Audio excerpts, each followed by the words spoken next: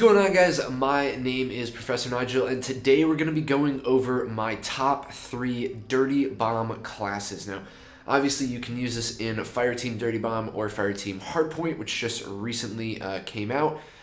I'll be having some videos later up this week of that game mode on my channel. Super fun. But these are my top 3 loadouts for Dirty Bomb, and I'm going to be going through why I picked them, the attachments. I'm not going to focus so much on the gameplay as there's a ton of Fireteam Dirty Bomb, especially with this first class setup that I'm going to be showing you. I think literally everything that I've uploaded on my channel, maybe 1 or 2 gameplays, I'm not using this class setup, but this is my favorite class setup for Dirty Bomb because I really think it just gets the best of both worlds. It's the optimal class setup for the game mode, and let's get into it. So I've got the Type 63 and the MP5. The Type 63 has the Axile arms 3 times, the muzzle brake 7.62, the 21.5 inch Task Force barrel, the front grip, and the GRU elastic wrap. The MP5 has the 9.5 inch Ranger barrel, the steady aim laser, the foregrip, the Stanig 50 round drum mag, and the speed tape. This is the rest of the class setup. These are my perks, my tactical, lethal, and field upgrades, as well as I'm using the Lawbreaker, obviously, because I'm using 2 primary weapons. So this is optimal. It's just kind of really set up, for the most part, like any Warzone class. You've got your short range and your long range engagement weapons. So obviously I'm using the Type 63. When I'm running around on a Dirty Bomb map, I want to be able to engage from a long distance, especially for some of the objectives that are out in the open. If I need to pick someone off that's running towards the objective or pick someone off that's in a building overlooking the objective, the Type 63 is what I'm using. The objectives that are within houses, kind of more close quarters, I'm obviously using the MP5. This is really, I think, the complete setup. It covers really all your bases and allows you to do anything and really engage anyone. It's really the all-in-one kind of class setup. Again, I've really been using this since pretty much day 1 of playing Dirty Bomb, and we're in April now, and nothing has changed. This is still a great setup to be using. So if you want something that's versatile, that covers all the bases, I think this is the optimal setup. This is the best one that you can go for. And yeah, definitely go try it out. Let's get into the second one. So this is the next class setup. It's the Stoner 63 and the RPG, and this is more of a support role class. So let's get into the attachments now. I don't really use the Stoner that often, and I don't necessarily use this class all that often, mainly because the first class setup that I showed you guys, I use that 90% of the time. That's my favorite class setup. So I don't have all the attachments unlocked for this class, so I'll show you what I have on it right now. So you can kind of, if you don't have the Stoner ranked up, you can use some of these lower attachments, and then once you finally unlock everything, I'll show you the optimal class setup. So currently I've got the Royal and Cross 4 times. The most optimal attachment here would be the AN/PVS for thermal, and I'll show you how that works with the rest of the class setup. I'm then also using the 20.7 inch match grade barrel.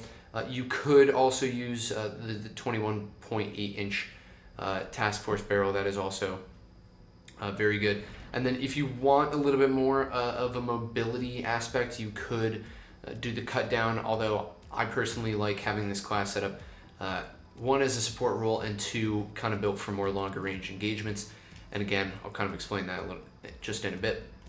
I've then also got the foregrip to kind of control recoil, the fast mag, because unlike a lot of other Dirty Bomb class setups, you don't need a lot of ammo in your mag on this particular class setup, and more importantly, the Stoner already has a really good starting mag, and I think you'll be able to see why you would want a fast mag, especially with how this class setup, in my mind, is used. There's actually a lot more opportunities for you to reload this class setup when others, you kind of want just a lot of ammunition in one mag because you're probably just going to be dropping on an objective and dying really quick, and then you've got the speed tape. So In my mind, for this support role, you're going to be overlooking A or B on Alpine or B on Rucka when it's in that little wooden bridge. This is a great class setup if you want to kind of sit back, camp an objective, kind of provide overwatch for your team if they're trying to arm an objective or they're just trying to fill it up.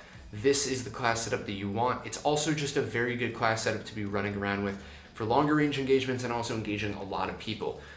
So when you're on an objective even and you're trying to pick people off that are in buildings and they're trying to fire down on your team who are trying to arm the objective, this is also a great class setup. The RPG is just kind of for that fuck shit up factor. You know, if you're running into a building and there's just a bunch of people on the objective trying to arm it or something, you kind of have that explosive factor, and this also is useful when taking out vehicles if they're coming towards your squad or something like that. You could also switch this out for the Sigma 2 and kind of gear this more towards an anti-air class setup as well. Obviously, there's a lot of kill streaks, particularly the gunship in Dirty Bomb, as well as the occasional pesky chopper gunner or gunship, or as in AC-130. But this is what you can also switch to just in game if you want to gear it more towards that. The RPG, I think, is the better starting secondary. So into the rest of the class setup, I've got the smoke grenade, the C4, and the trophy system. Now, you could also, of course, use the gas mine, which I recommend for a lot of Dirty Bomb classes. However, I've thrown the trophy system on here, especially if you're trying to protect your team who's arming the bomb, you're on the bomb. You've got your smoke grenades to throw down. Optimally, you'll have your thermal on the stoner so you can see through that smoke. And then you can also throw down a trophy system so that you can protect your team from explosives. And then also you can use the C4, throw it on an objective. If you're running away from the objective to collect uranium and then you see that someone is trying to arm it or filling it up, you blow the C4 up. And I think that is the optimal equipment setup. So onto the perks, as you can see, I'm using perk greed. And for the first perk slots, I've got flak jacket and tactical mask. Again, these are all pretty optimal just for Dirty Bomb. I think these two are the most helpful perks in this particular game mode. You could throw engineer on. It would also be helpful when you're running onto an objective and you don't know what equipment or anything is around it. For the second perk slot, I'm using gearhead and quartermaster. Quartermaster I'm using because you want as many smoke grenades as possible, so you want to have the ability to recharge some of those smoke grenades, as well as the C4. And then same thing for gearhead, you want to be able to store as many trophy systems as you can, and you also want them to recharge faster so you can use them a lot more. For the third perk slot, this is kind of whatever you want. However, Spycraft is very helpful, mainly because you don't trigger any of the proximity mines, the gas mines, anything like that, and you can also hack enemy field upgrades, and you're also immune to some of the other field upgrades as well. Cold-blooded, I think just works best because then you're immune to score streaks and different stuff like that. So that just makes shooting down the score streaks a lot easier. Of course, if you want, you could swap out Spycraft for Ghost, or you could swap out Spycraft for Gung Ho, especially because you're using two very heavy weapons. The third perk slot, I think, is where you can mix it up the most. But that is the support role LMG class. Let's get into the third class setup. So the third class setup is a variant of a blueprint for the AK-74U and a knife. So this is the Armadillo, I believe, blueprint. And it's a slight modification of this blueprint. So I've got the muzzle brake, the 10.3 inch Liberator barrel, the grip, which I believe I'm actually using because I have the blueprint. It's the only way I have it unlocked. And the Spetsnaz 50 round drum mag and the Serpent Wrap. Again, two of those attachments I'm actually just using because of the blueprint. And then I've got the knife. So this class setup optimally is used for when you are trying to quickly arm a bomb. It's the last objective. You just need someone to fuck some shit up your close quarters in a building. And it's that last pesky objective. Sometimes A is in one of the buildings on Alpine, and obviously there's a ton in the middle of the map on Rucka that end up in buildings a lot. So If you end up on that final objective, you can throw the smoke grenades down, you can throw your gas mine down on the objective, and you can just kind of run around and knife people. Obviously, the knife is a one-hit down, which is super, super useful. And along with the perks that I'm using, it's super, super fun as well to take people out, get them off the bomb, and wait for your team to come in and arm the objective. I'm using the AK-74U, especially with that 50-round drum mag, because probably it's 50-50. You're dropping in, you might not survive long. You just need a weapon with a ton of ammunition that's good close quarters, and I think that's the AK-74U. You could possibly use the MAC-10, although I'm not fond of the MAC-10's recoil, but the AK-74U is a great, great gun. Super great damage, and with the 50-round drum mag, I think it's really, really optimal in this situation. So let's get into the perks. Nothing is really new with this first perk slot, flak jacket, tactical mask, especially because you're going to be running around the objective. You're definitely going to be affected by explosives as well as gas mines and stuns, so you don't want to deal with that. For perk 2, I'm using Assassin and Tracker. So I'm using Assassin because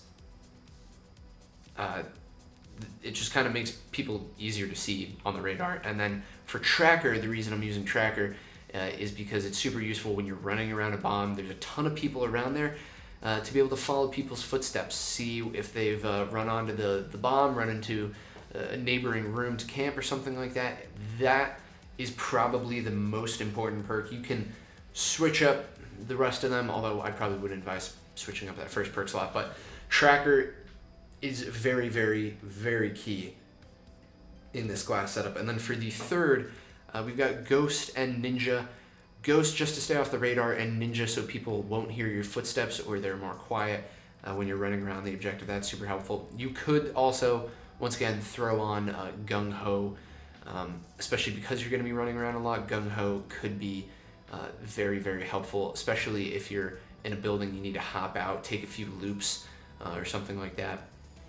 Gung Ho is also a very good perk rather than Ghost, because if there's going to be a ton of people on the objective anyway, Ghost might not be that useful because I think it's too hectic to even pay attention to the radar sometimes, especially on that last objective. But those are the perks that I'm using. That's the third class setup. Guys, let me know if you guys enjoyed this video. If you could hit that like and subscribe, that'd be super helpful. Let me know if there are any modifications that you would make to this class, or if there are any classes that you personally love in Dirty Bomb. I'll try and make another one of these videos if you guys enjoy. If you guys want more, let me know down in the comments. Again, thank you guys so much for watching, and I'll see you guys later.